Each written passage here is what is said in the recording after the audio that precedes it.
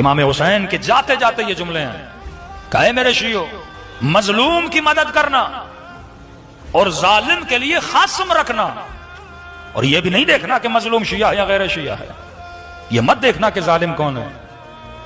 वो शिया हो ही नहीं सकता जो जालिम की मोहब्बत अपने कल्ब पे रखे।